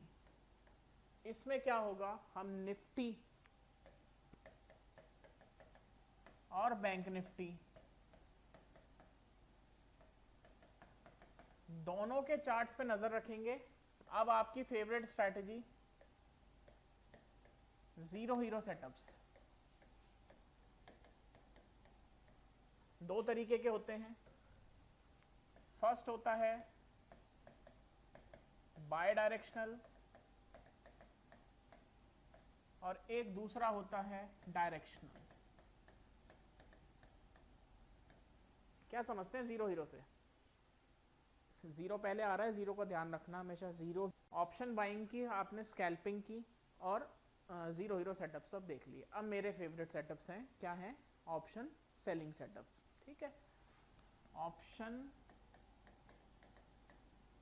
Selling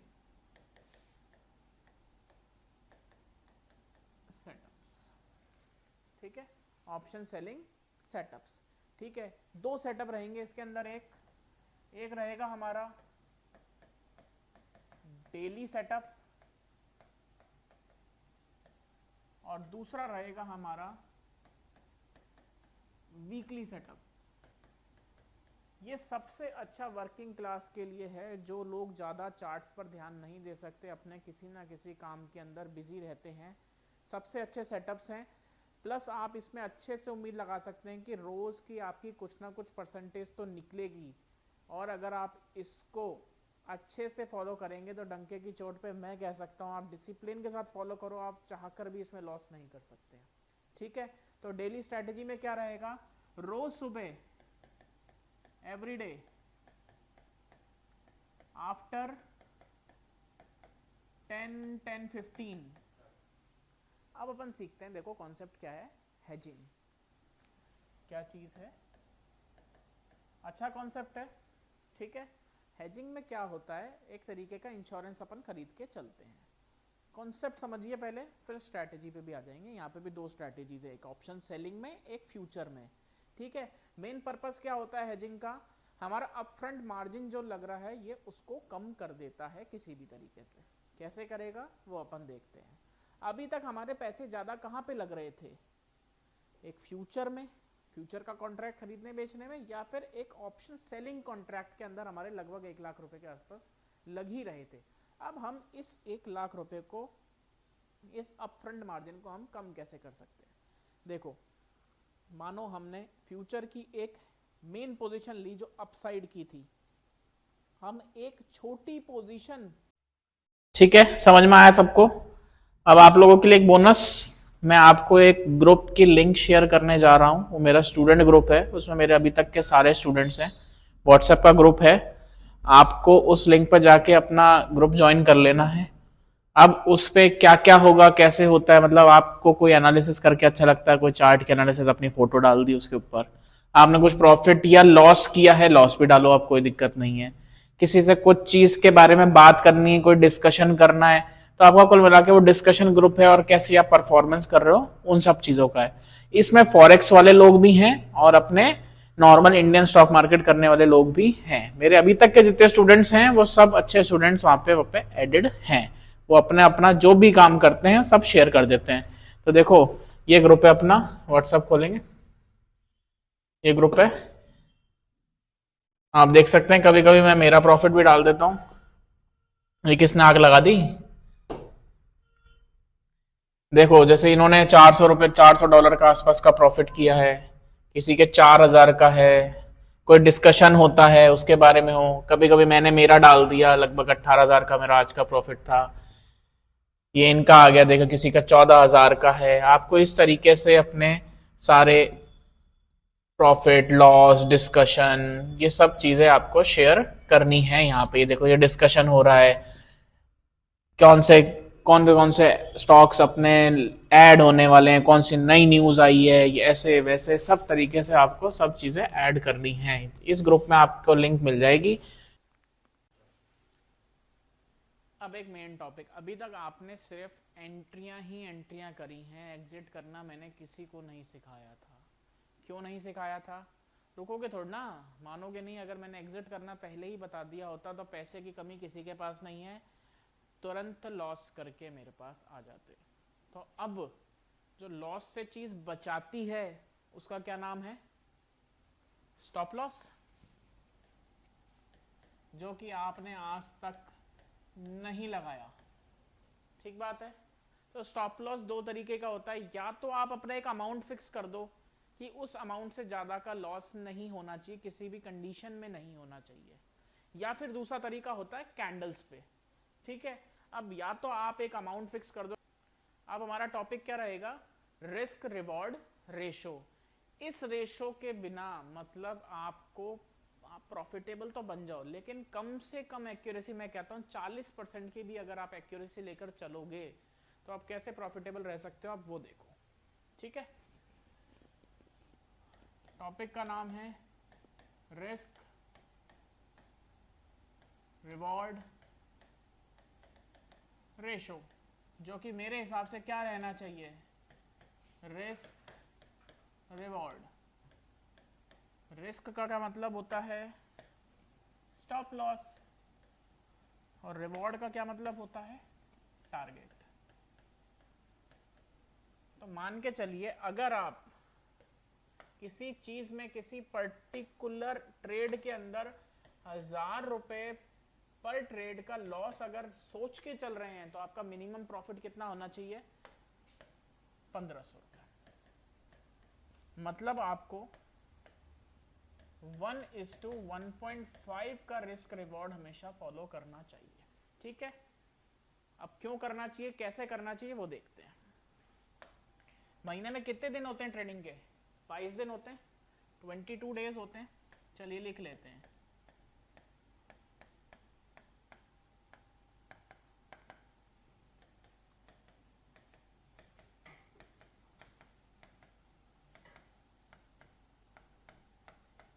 ठीक है ना, और मैंने माना आपकी एक्यूरेसी है, एक्यूरेसी आपकी क्या चल रही है इस समय, ओनली 40%।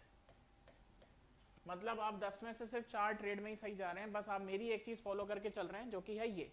ठीक है ना, कि आप अगर लॉस ले रहे हैं तो 1,000 रुपए का ले रहे हैं, और अगर आप प्रॉफिट ले रहे हैं तो 1,500 रुपए का ले रहे हैं। ठीक है, तो अगर 40% एक्यूरेसी के हिसाब से क्या होगा, अगर आप 22 दिन ट्रेडिंग कर रहे हो तो आपका प्रॉफिट कितने दिन आ रहा होगा, 9 दिन, और लॉस कितने दिन आ रहा होगा, 13 दिन, 13 दिन आ रहा होगा। अगर आप प्रॉफिट को कितना लेकर चलते हो, 1,500, और लॉस को कितना लेकर चलते हो, 1,000, तो इनको अगर अपन कैलकुलेट करें तो आपका प्रॉफिट का नंबर कितना आ गया, 13,500, और लॉस आपने कितना किया, 13,000। क्या ओवरऑल आप तब भी 500 रुपए के प्रॉफिट में निकल गए, सिर्फ क्या फॉलो किया आपने, रिस्क रिवॉर्ड रेशो। ठीक है, अब अगर एक भी ऐसा दिन जिस दिन आपको लगता था लॉस हो सकता है और आपने ट्रेड ही नहीं किया, तो क्या आप अपने इस दिन को कम कर देंगे, और क्या यहाँ पे सीधा अमाउंट 1,000 रुपए बढ़ जाएगा। ये इस चीज का जादू है। अब टॉपिक का नाम रहेगा अपना मनी मैनेजमेंट, कि आपको अपने पैसे को कैसे मैनेज करके चलना है। ठीक है ना, इसको आप रिस्क मैनेजमेंट से भी जोड़ सकते हैं, और मनी मैनेजमेंट, मतलब चीज एक ही है, नाम अलग अलग है लेकिन कॉन्सेप्ट भी थोड़ा सा अलग अलग ही है। ठीक है, तो टॉपिक का नाम क्या है, मनी मैनेजमेंट। ठीक है, अपन मान के चलते हैं कि आपके अकाउंट में, किसमें, डीमैट अकाउंट में 1,00,000 रुपए रखे हुए हैं। ठीक है ना, तो अगर आप ऑप्शंस में ट्रेड करने जाते हैं, अब टॉपिक रहेगा हमारा सबसे ज्यादा मेन। देखो मैं आपको एक वैसे ही नॉर्मल ट्रैप वो बताता हूँ, healthy person, I am a healthy person. ठीक है ना, मुझे पता है कि आज अगर मुझे अपना वेट कम करना है तो मुझे क्या करनी पड़ेगी, एक्सरसाइज करनी पड़ेगी। ठीक है ना, तो मैं अगर एक्सरसाइज करने जाऊं और बाहर निकलते एक पिज्ज़ा खा लूं तो कैसा रहेगा, कुछ फर्क पड़ेगा, नहीं पड़ पाएगा। ठीक है, तो क्या चीज़ मेन रोल अदा कर रही है, एक अगर फिट रहना है मुझे, या फिर मुझे कुछ भी अपना वजन कम करना है, कुछ भी करना है, क्या डाइट एक बड़ा रोल अदा कर रही है, डाइट। मैं चाहे कितनी भी एक्सरसाइज कर लूं, मेन रोल किसका रहता है, डाइट का। 80% रोल डाइट का रहता है। अगर मेरी डाइट कंट्रोल रहेगी तो मेरा ऑटोमेटिक वजन बढ़ेगा नहीं, और मैं थोड़ी सी भी एक्सरसाइज करूंगा या मैं ठीक ठाक भी रूटीन रखूंगा अपना, तो मैं सही फिट रहूंगा हमेशा। सही बात है, तो एक्सरसाइज का रोल एक्चुअल में कितना होता है, 20% होता है।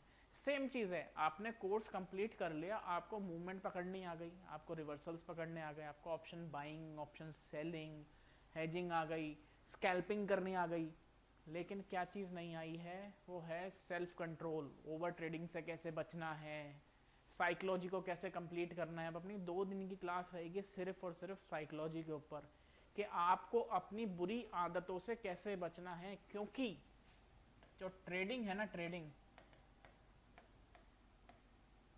वो 80% तो क्या है, साइकोलॉजी, और 20% क्या है, नॉलेज। और अब हम आपके इस पे काम करेंगे। वैसे तो मैं लगातार फ्रॉम द डे 1 आपकी साइकोलॉजी को इम्प्रूव करता हुआ आया हूं। मैं रोज यही कहता हूं, ये नहीं करना, ऐसे नहीं करना, ऐसे आप अपना लॉस बचा सकते हो, या ऐसे आप अपना लॉस कर रहे थे, अब आपको ये चीज नहीं करना।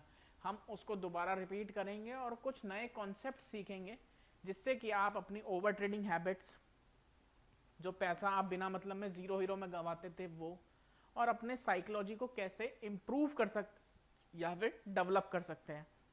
हमारा मेन फोकस रहेगा कि ट्रेडिंग को, या फिर कह दो अच्छी क्वालिटी की ट्रेडिंग को, आपके सबकॉन्शियस माइंड में डालना। ठीक है, तो स्टार्ट करें। इस कोर्स के दौरान लगभग 1.5 से 2 महीने की तो रेगुलर क्लासेस रहेंगी, रोज 1 से 1.5 घंटे की। देन कोर्स के बाद आपको 4-4.5 महीने का टाइम और मिलेगा, जिसमें आप सेंटर पर आकर लाइव ट्रेडिंग प्रैक्टिस कर सकते हैं। यानी कि जो आपने कोर्स के दौरान सीखा उसको लाइव मार्केट के दौरान मेरी गाइडेंस में आप इंप्लीमेंट करना सीख सकते हैं, प्रैक्टिकल ट्रेनिंग ले सकते हैं।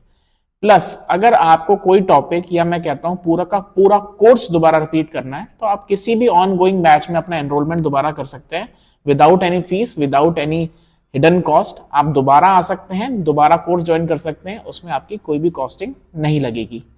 आई होप आपका दिन अच्छा रहे। Thank you.